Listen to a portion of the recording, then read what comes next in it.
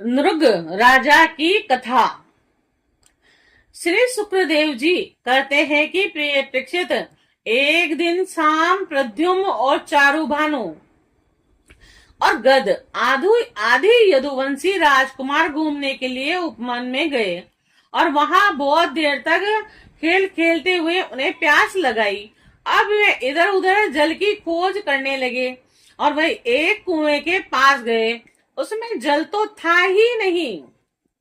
एक बड़ा विचित्र जीव दिख पड़ा। वह जीव पर्वत के समान आकार का एक गिरगिट था और उसे देखकर उनके आश्चर्य की सीमा न रही।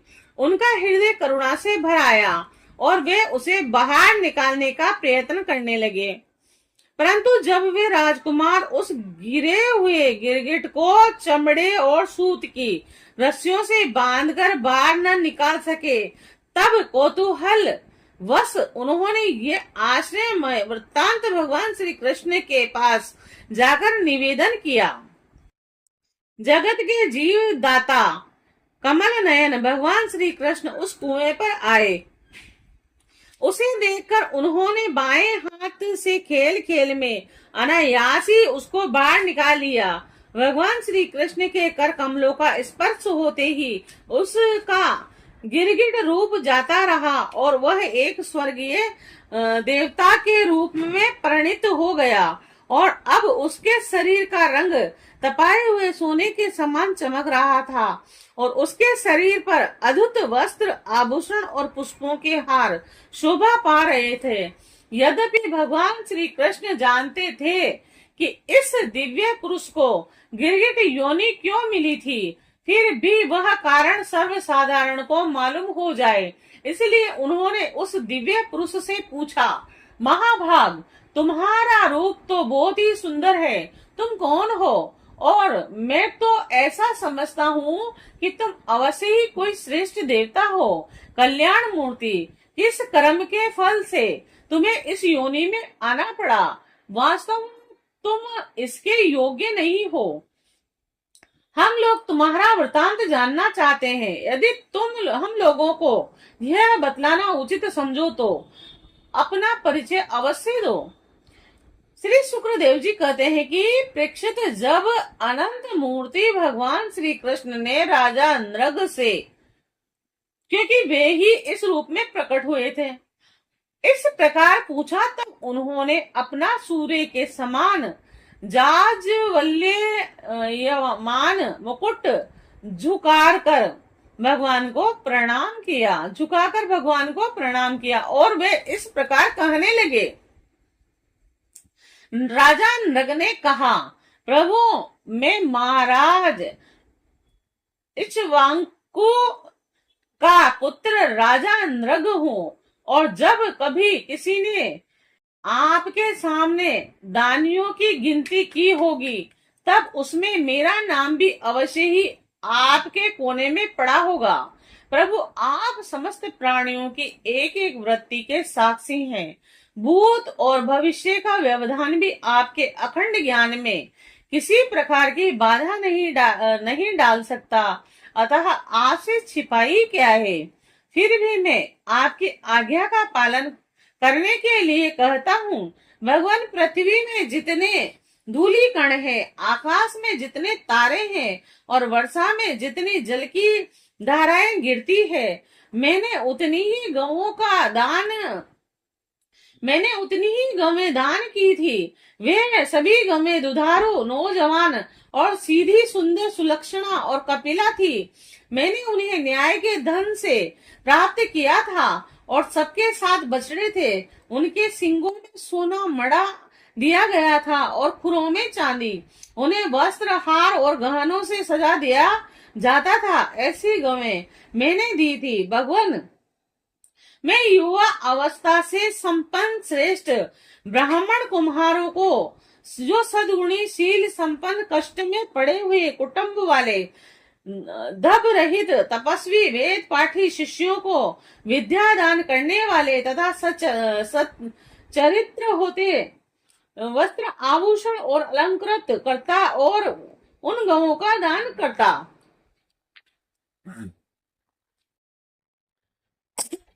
शिशुपाल के साथी राजा इस प्रकार मैंने बहुत सी गवें, पृथ्वी, सोना, घर, घोड़े, हाथी, दासियों के सहित कन्याएं, तिलों के पर्वत, चांदी, सैया, वस्त्र, रत्न, गृह सामग्री और रथ आदि दान किए, अनेकों यज्ञ किए और बहुत से कुएं, बावड़ी आदि बनवाए। एक दिन किसी अप्रतिग्रही, दान न लेने वाले यानी तपस्वी ब्राह्मण एक गाय बिछुड़कर मेरी गवों में आ मिली और मुझे इस बात का बिल्कुल पता न चला और इसीलिए मैंने अनजाने में उसे किसी दूसरे ब्राह्मण को दान कर दिया। जब उस गाय को वे ब्राह्मण ले चले तब उस गाय के असली स्वामी ने कहा, ये गो मेरी है। दान ले जाने वाले ब्राह्मण ने कहा, ये तो मेरी है, क्योंकि राजा नृग ने मुझे इसका दान किया है। वे दोनों ब्राह्मण आपस में झगड़ते हुए अपने अपनी बात कायम करने के लिए मेरे पास आए। एक ने कहा, यह गाय अभी अभी आपने मुझे दी है, और दूसरे ने कहा, यदि ऐसी बात है तो तुमने मेरी गाय चुरा ली है। भगवान, उन दोनों ब्राह्मणों की बात सुनकर मेरा चित्त भ्रमित हो गया और मैंने धर्म संकट में पड़कर उन दोनों से बड़ी अनुनय विनय की और कहा कि मैं बदले में 1,00,000 उत्तम गवें दूंगा। आप लोग मुझे ये गाय दे दीजिए। मैं आप लोगों का यह सेवक हूँ।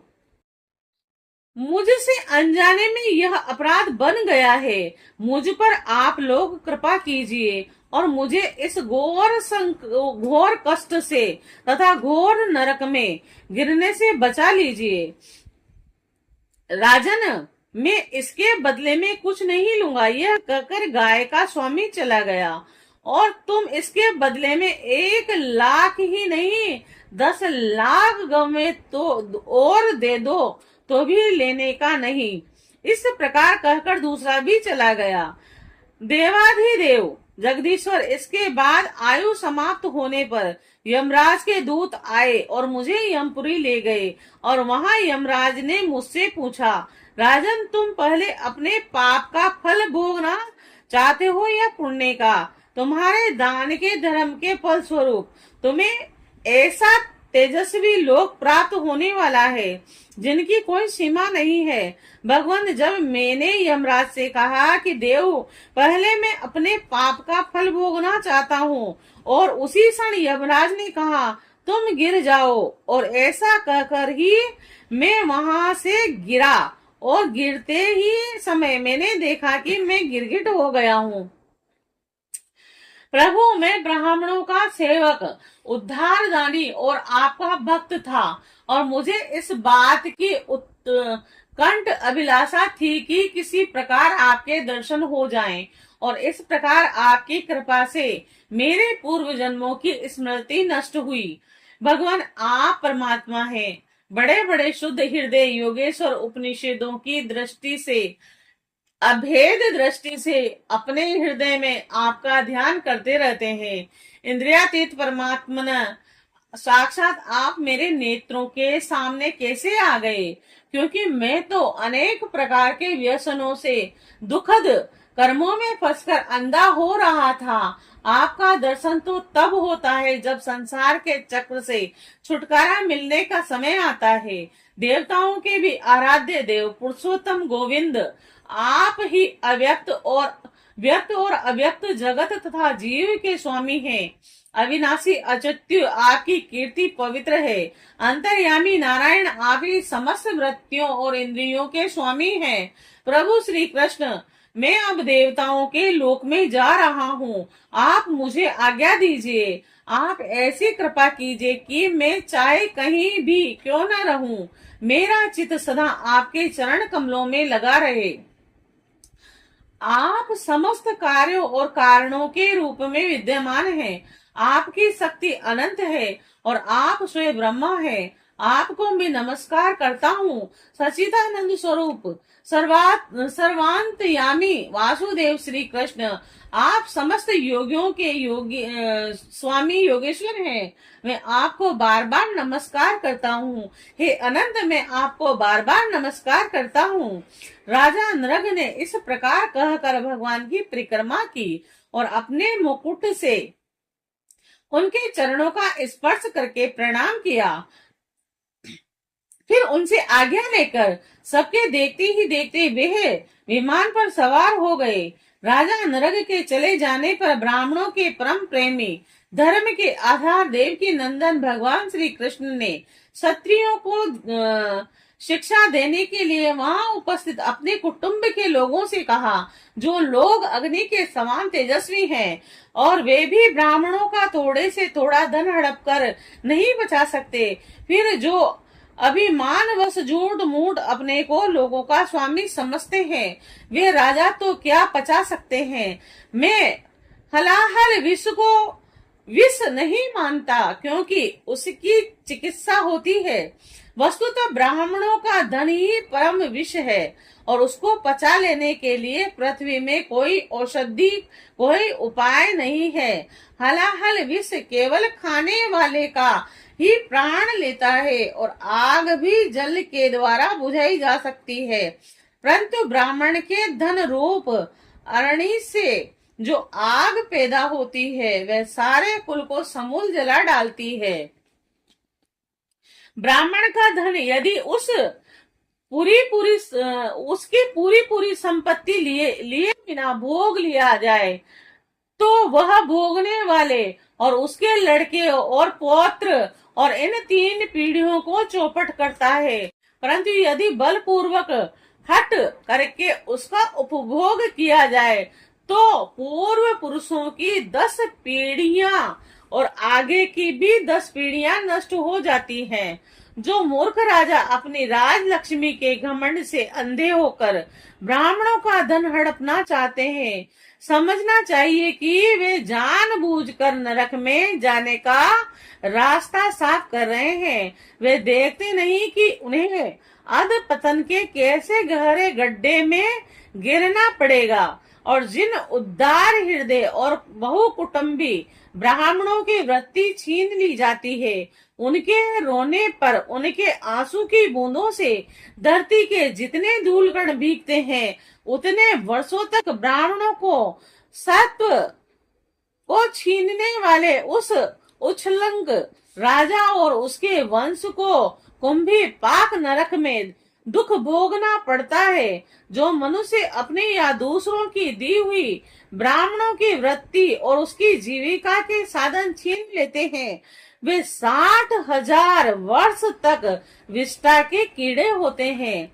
और इसीलिए मैं तो यही चाहता हूँ कि ब्राह्मणों का धन कभी भूल से भी मेरे कोष में न आए, क्योंकि जो लोग ब्राह्मण के धन की इच्छा भी करते हैं, उसे छीनने की बात तो अलग रही, वे इस जन्म में अल्प आयु शत्रुओं से पराजित और राज्य भ्रष्ट हो जाते हैं और मृत्यु के बाद भी वे दूसरों को कष्ट देने वाले सांप ही होते हैं। इसीलिए मेरे आत्मियों, यदि ब्राह्मण अपराध करे तो भी उसे देश मत करो, वह मार ही क्यों ना बैठे या बहुत सी गलतियां श्राप ही क्यों ना दे दे, उसे तुम लोग सदा नमस्कार ही करो। जिस प्रकार मैं बड़ी सावधानी से तीनों समय ब्राह्मणों को प्रणाम करता हूँ, वैसे ही तुम लोग भी किया करो। जो मेरा इस आज्ञा का उल्लंघन करेगा उसे मैं क्षमा नहीं करूंगा, दंड दूंगा। यदि ब्राह्मण के धन का अपहरण हो जाए तो वह अपहत धन उस अपहरण करने वाले को अनजाने में उसके द्वारा यह अपराध हुआ हो तो भी अधपतन के गड्ढे में डाल देता है। जैसे ब्राह्मण की गाय ने अनजाने में उसे लेने वाले राजा नरग को वापिस नरक में डाल दिया था, प्रेक्षित समस्त लोगों को पवित्र करने वाले भगवान श्री कृष्ण द्वारका वासियों को इस प्रकार उपदेश देकर वह अपने महल में चले गए।